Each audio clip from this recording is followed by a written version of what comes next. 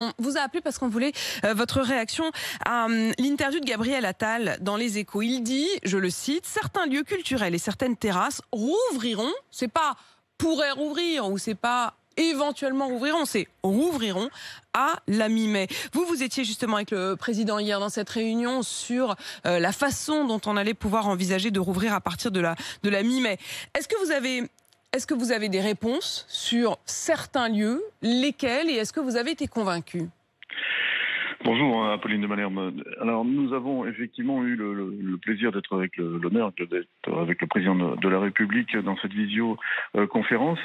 Il nous a confirmé l'ouverture des bars et des restaurants en terrasse et certains lieux de culture, sans nous préciser exactement lesquels. En fait, ce que les maires de France demandaient, c'est surtout une temporalité dans tout cela, une organisation, et qu'on ne retombe pas dans ce que nous avions l'année dernière avec peu de précision sur les périodes à venir. En fait, vous avez besoin de pouvoir anticiper, quoi. On a besoin tout simplement de communiquer avec la population, de répondre à leurs questions sur où, quand et à quel rythme le déconfinement, si on peut le dire désormais, on ne sait plus trop comment appeler cette période, Oui.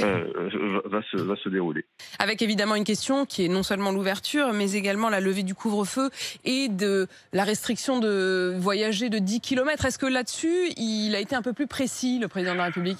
Non, en fait, il attend cette période, que cette période passe, cette période où il nous précise que, selon tous les spécialistes, le pic d'hospitalisation aura lieu entre le 28 et 30 avril, dans une dizaine de jours. Et à la suite de ces 10 jours, il pense laisser 3 semaines pour organiser le retour à la vie normale.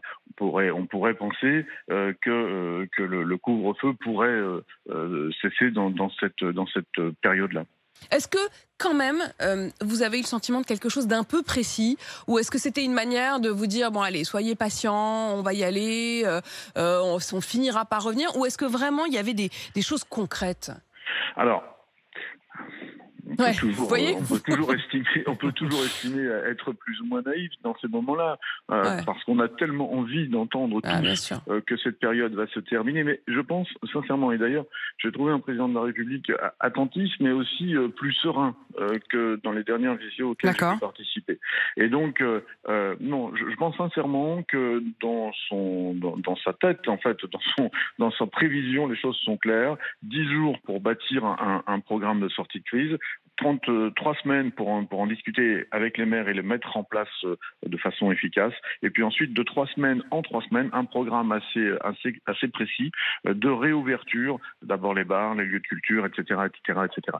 C'est ce programme qui est en train de se construire par le gouvernement dans les 10 jours qui viennent. Avec des étapes progressives, donc à partir de la mi-mai. Merci beaucoup, Luc Boire, de nous avoir raconté ce qui s'était passé hier dans votre échange avec le président de la République. Je rappelle que vous êtes le maire de La Roche-sur-Yon.